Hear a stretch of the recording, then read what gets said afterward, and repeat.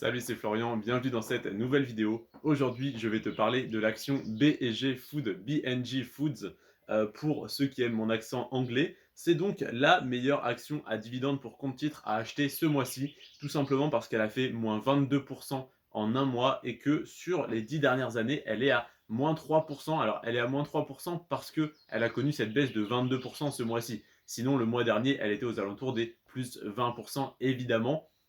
Ce qu'il faut savoir, c'est que cette action, depuis qu'elle a été introduite en bourse il y a à peu près 15 ans, il me semble, elle a connu pas mal de fluctuations.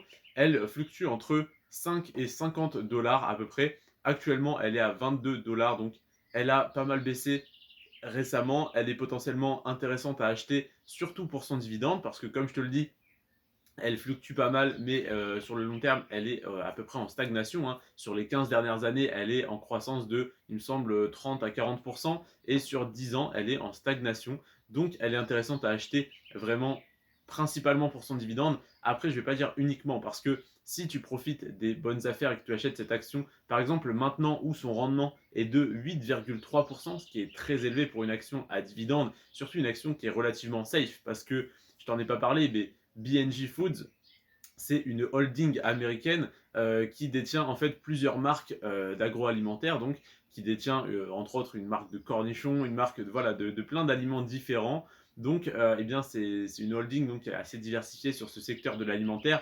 Il y aura toujours besoin de nourrir du monde, hein. Il y a de plus en plus de bouches à nourrir. Donc, eh bien, forcément, il y a de plus en plus de blé à se faire sur le secteur de l'alimentaire, sans mauvais jeu de mots.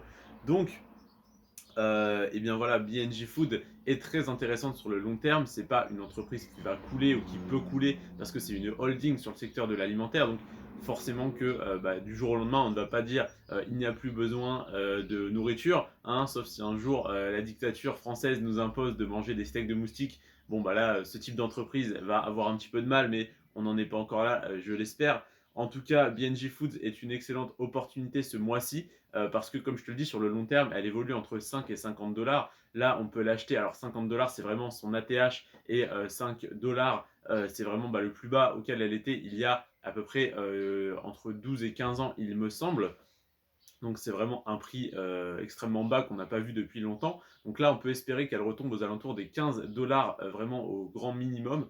Et par contre, elle peut bien sûr battre son ATH et dépasser les 50 dollars. Donc on a une espérance de gain déjà sur le cours de l'action qui est intéressante.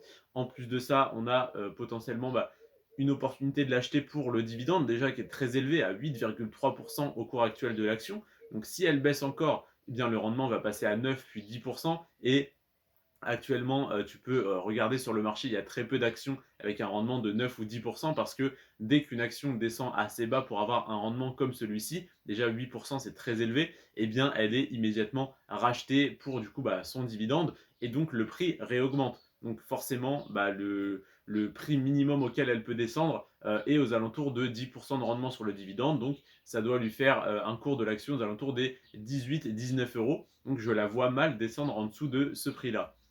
C'est, comme je te l'ai dit, une entreprise très solide, donc une baisse de 22% ne m'inquiète pas comme elle pourrait inquiéter pour une startup ou une autre action beaucoup moins solide. Là, on est sur une holding, donc c'est une société mère en gros qui détient plein d'autres petites sociétés dans le secteur de l'alimentaire.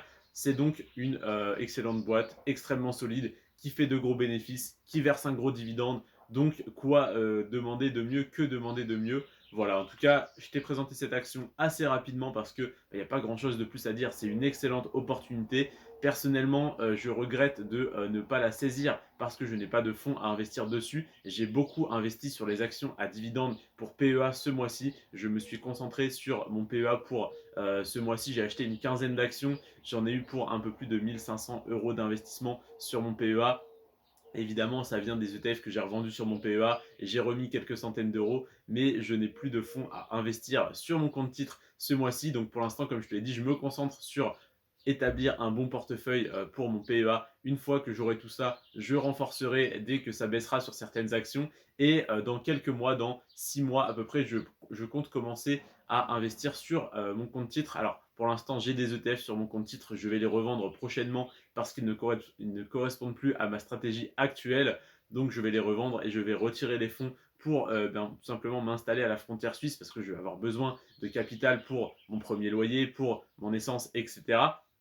Et dès du coup que j'aurai de beaux salaires là-bas, de l'ordre de 3 500 à 4 000 euros minimum par mois, eh bien je pourrai plus fortement réinvestir sur mon compte titre. N'hésite pas à me dire si ça t'intéresse, que je t'explique en fait toutes les démarches que je suis en train de mettre en place pour déménager et m'installer à la frontière suisse pour du coup avoir un salaire très élevé, parce qu'il faut savoir que le SMIC est à 3 600 euros net, soit 4 500 euros brut. Donc voilà, si tu veux que je te parle de ça dans d'autres vidéos, n'hésite pas à m'en faire part. Je suis également en train de tester l'application Trade Republic, donc le courtier Trade Republic pour investir sur mon compte titre. Donc je me suis créé un compte titre chez ce courtier et j'ai commencé à investir de petites sommes via un plan d'investissement programmé qui te permet de n'avoir aucun frais de passage d'ordre. Parce que chez Boursorama, quand j'ai acheté mes ETF à 300, 400, voire 500 euros, eh bien, certains m'ont coûté plus de 5 euros de frais. Et si j'avais passé l'ordre chez Trade Republic, soit je passe l'ordre directement au moment où je veux et l'ordre me coûte 1 euro, soit je fais un plan d'investissement programmé et les ordres sont totalement gratuits. Du moins l'ordre d'achat. Évidemment, pour vendre, il faut payer 1 euro de frais également, ce qui est extrêmement faible. Et plus tu investis de grosses sommes, plus c'est faible en comparaison. Ça, je peux t'en parler également dans une autre vidéo si tu le souhaites. Je peux te faire une présentation de Trade Republic dès que j'aurai totalement testé l'application et toutes ses fonctionnalités. N'hésite pas à me dire en commentaire si ça t'intéresse. C'est tout pour moi. On se retrouve à partir de demain pour des vidéos sur la crypto-monnaie. J'ai donc, comme tous les mois, analysé un panier de crypto-monnaies qui m'intéresse. Alors, jusqu'au mois dernier, j'en analysé, il me semble, 27. J'ai beaucoup réduit cet échantillon ce mois-ci. Tu vas voir ça demain et après-demain. Je vais te présenter tout ça. Donc, demain, je te présente les 5 cryptos qui ont eu la meilleure progression. Donc, ça reste très souvent une croissance négative parce que ce mois-ci a été très dur sur le marché des crypto-monnaies comme en bourse parce que ces deux marchés, comme tu le sais, sont relativement corrélés malheureusement.